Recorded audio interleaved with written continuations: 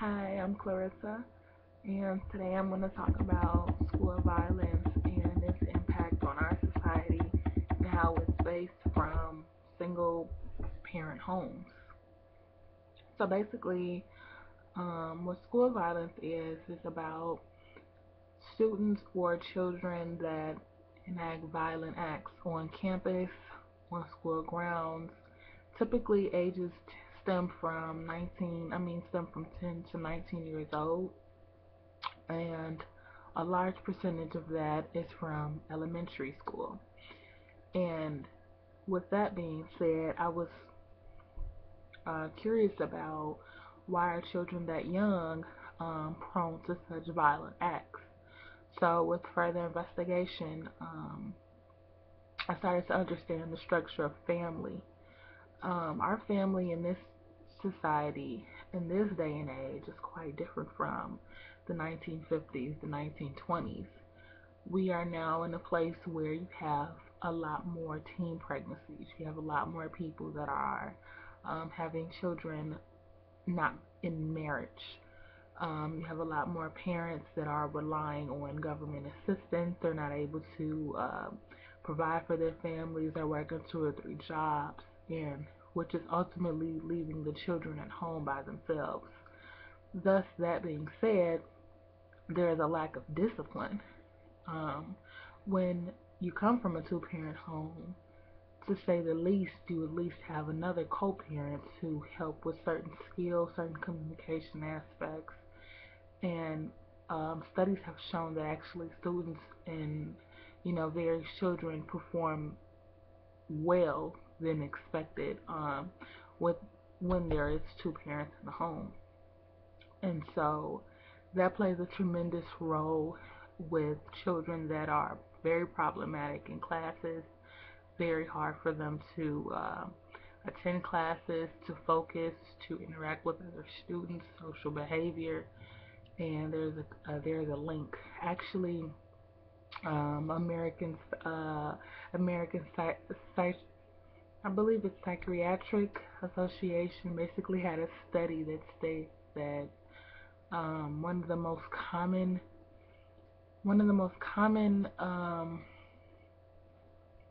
I guess I don't want to say personality disorder, but one of the most common um, emotional problem that was investigated was depression. It was actually diagnosed as one of the highest common profound elements in some of these students that um, was reported to be involved in some type of violent act within school grounds. And depression, you know, can come from a lot of different things. Sometimes it can be a chemical imbalance. Sometimes it could be a family long genetic, or sometimes it could be something traumatic in the child's life that they've experienced or gone through. So each case is independently looked upon, but that is something that was noted to most children that are prone to violent acts. And also to state that it's a lot of misconception about school violence being gun violence, and a lot of times it's not gun violence. A lot of times it can be bullying. A lot of times it can be just verbal abuse or um, physical with hands. So FBI statistic rates have shown that gun violence is not one of the highest reported. Actually, it's non assaultive um, cases reported that has nothing to do with guns. However, there are those situations where guns have played a tremendous role um, on school grounds. We had the Newtown incident, we had the Sandy Hook, we had the Columbine, where there were massive shootings of people and came from students. Um, Recently in the news with the Sandy Hook, I believe the boy was, if not a student, was similar to that. Somehow, some way came from a mother who had a gun in her home and he ended up getting attached to it, or he got a hold of it. That just kind of goes to show a lack of um, supervision over a household, because at all times parents should know what's going on with their child ultimately. And I think when those single parent homes come into play, it's very difficult to maintain a level of security for the household, as well as being hands on with your child.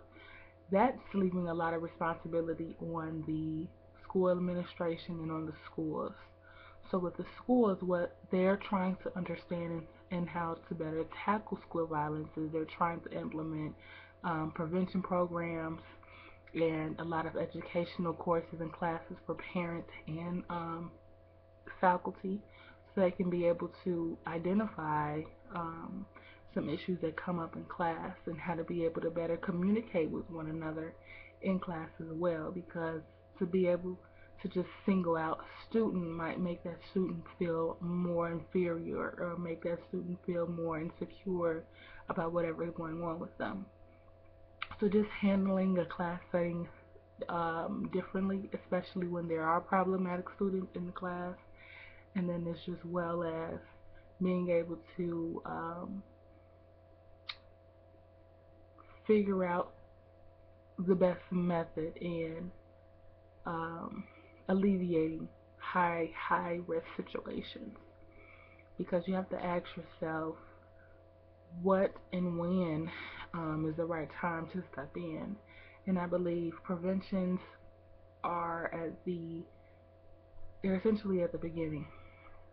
So at the beginning of a situation that might have happened that might look subtle, in the next couple months it could possibly end in something fatal. So just being able to um, lock in and have that intensive training, and that's what's been in works of, as far as certain organizations that are trying to come together and trying to work with the school systems.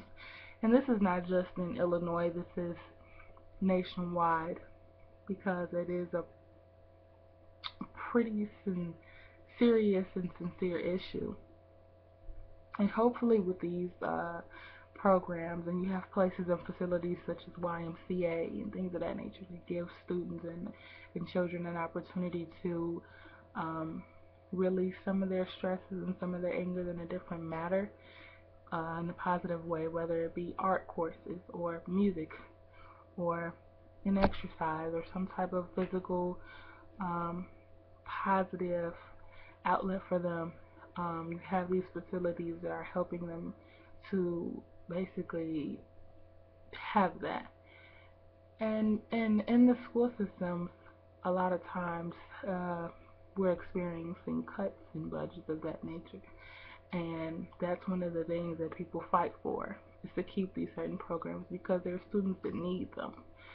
There are students that are struggling with home life, and then they're coming into a classroom setting and it's completely opposite from what their home life is. They're coming from no discipline to discipline. There's a clash, and a lot of times these students